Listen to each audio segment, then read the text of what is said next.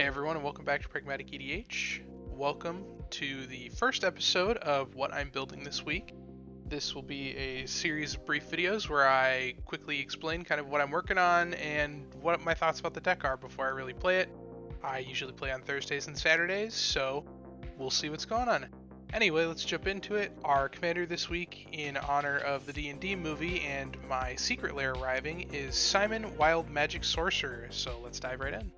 Let's briefly go over what Simon is. Simon, Wild Magic Sorcerer, is a 3-drop human elf shaman that is a 1/1 that whenever you cast an instant or sorcerer spell with mana value greater than 3 or 3, roll a d20. And on a 1 through 9, everyone draws. On a 10 through 19, you draw, and on a 20, on a crit, you copy the spell you cast, and that's super cool.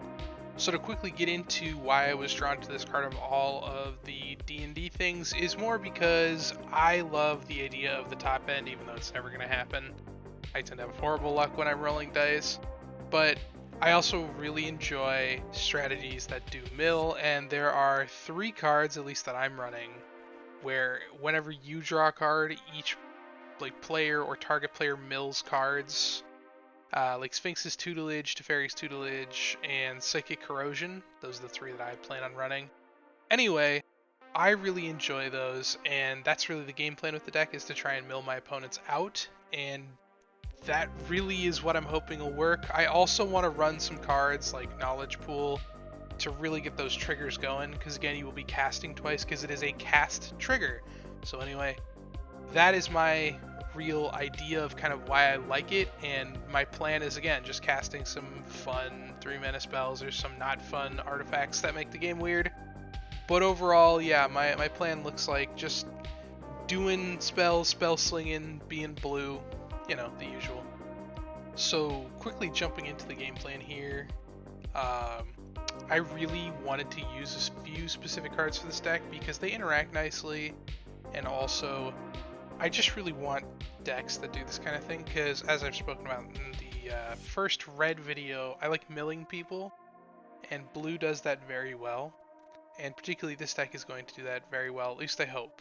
So the first card in terms of my win conditions, and air quotes I suppose, would be Tashas Laughter, right? Being able to just mill your opponents. Like, this is really my game plan in the win lines, is to, you know, cast Tashas Laughter, do the thing, use cards that when you draw mill opponents, and just do general blue nonsense. I don't know if I'm going to do much control, but I will do a lot of other silly, weird, interactive stuff potentially, and that's my hope with my game plan.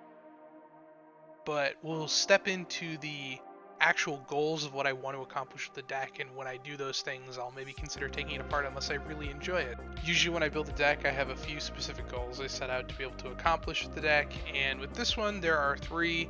The first one, that will be like the check mark, will be being able to cast Tashas Laughter at least twice using some of the instants and sorcery reanimation I run in the deck.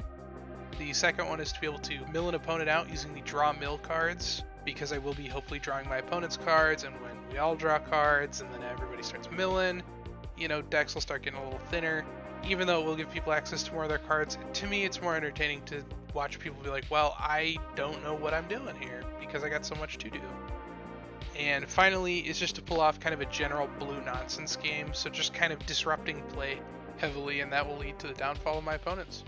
Really quickly, let's go over some cool cards I look forward to being able to use in the deck. The first one is Consecrated Sphinx.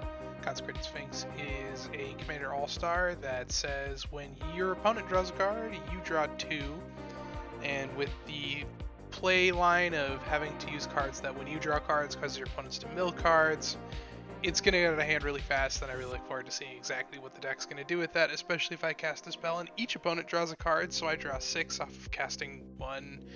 Technically it's 7 because I get 1, so there's a lot of really cool stuff that can happen with that. I really look forward to give the card a shot. The next card I really look forward to trying out in this deck will be Tashas Laughter, which I did mention earlier. Tashas Laughter says exile mill until 20 CMC has been hit by your opponents, and I think this card's hilarious. It always tends to kind of create this crap by your opponents because they never know what they're going to hit off at because it's exile rather than just going directly to the graveyard. Will this get me killed? Yes. Am I going to do it? Yes. this card's funny. So I really will enjoy looking forward to trying it. So I'm probably gonna end up running a few tutors just for this card to give it a shot, so I can complete my goal of casting it at least twice. The next card I wanted to briefly mention about the cards I'm really looking forward to use in this deck, or really the cool cards in the deck, is Sphinx's Tutelage. It is a card that says whenever you draw a card, target opponent mills the top 2 cards of the library, and if they share a color, repeat this process. And it tends to get really lucky or do nothing. One of the two, it's either you're hitting at least 6 or more cards, or you're just hitting 2 and that's it. There's no real like consistent 4 that I've ever had, at least in the luck that I've had to deal with. Anyway, it's again an example of all those cards that are just going to say draw a card, target or each opponent mills, and to me that is exactly what one of the game plans is anyway, so this is particularly the one that I enjoy playing the most. The next neat card or cool card we're going to be mentioning is a card called Hottie Gin. It is a 3-drop Gin that's power toughness, I think it's just its power, is equal to the number of instants and sorceries in your graveyard, and it cost reduces instants and sorceries by 1 colorless. That's really the big part of it. It itself is just a sweet cost reducer that's very low to the ground, and I think it flies too, so it becomes a pretty relevant swinging attacker later on. But this deck's going to run several clone effects and other things like that to just try and get more value for what it's doing. Anyway, this card's sweet. On to the next one.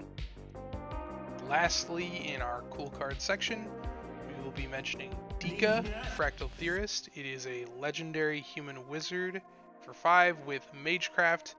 Make a creature with power toughness equal to the converted mana cost of an instant or sorcery, and then you can give, I think, an illusion or a token unblockable for some amount of mana. Anyway, it's quite good. In the deck, it's very interesting because, again, this is very spellslinger heavy, so being able to generate a board will be valuable, and I personally think this will be really interesting. So if you do happen to get that 20, you're going to get double the tokens, even though it's unlikely. And because we have to cost reduce, because we're minimum 3 on most of the spells regardless, we're going to end up using a lot of very good, very powerful cards, at least if we can. So this one will do us well. On to the weaknesses that I see or really try to counteract, where it's more likely than anything that either you're just drawing a card off a spell, or you and everyone else is drawing a card off a spell, because the other one is 1 in 20, not 19 and 20 for the other two, I guess. Anyway, the idea is that you can kind of build to mitigate your own strategy, but the big glaring weaknesses that I saw were helping your opponents, and helping your opponents is never what you want to do. In this case, it's going to be giving them cards, which again, you don't really want to do. So this isn't really a control deck because you're giving your opponents too much gas to really try and prevent them from doing anything useful. The other concern, I suppose, is commander dependence, because this deck may end up just wanting to use its commander to just draw a lot of cards, and that may just be enough to have people say, well, it's a 1/1, I'll just deal 1 to it with something, which is perfectly reasonable, but that does make the deck a little commander dependent, if that's the thing. Randomness is also a factor. We're not consistently doing any one thing, even if we do have the Pixie Fairy, I think, that allows you to reroll a dice once. It's really not impactful enough, I really think, to try and make a dent in exactly how the outcome of something is going to be, because at the end of the day, it's like flipping a coin. Actually, it's even worse than flipping a coin. You got so much more you can get. Anywho, the hopefulness for an unlikely plan in wanting one of the things to consistently trigger is kind of a factor of the randomness. So the last thing is, this is also a gimmick commander, so it worries me that that may cause some issues, because you're just trying to do a gimmick, which is drawing cards for doing stuff. So it could be a gimmick, who knows, it might not be. Just to wrap up quick on Simon, the builds I had that I may have built but really chose to stick with the one that I talked about in this video, where this kind of bounce decision paralysis build, where basically I would keep giving you more stuff by taking away your things and forcing bad plays because you can only really do a certain number of things in a turn, or permissions, but I really decided against that, and then some sort of high tide combo. And I've done that with so many blue decks at this point, I don't really think it's worth it. Anyway, thank you guys so much for watching, and I will see you in the next one.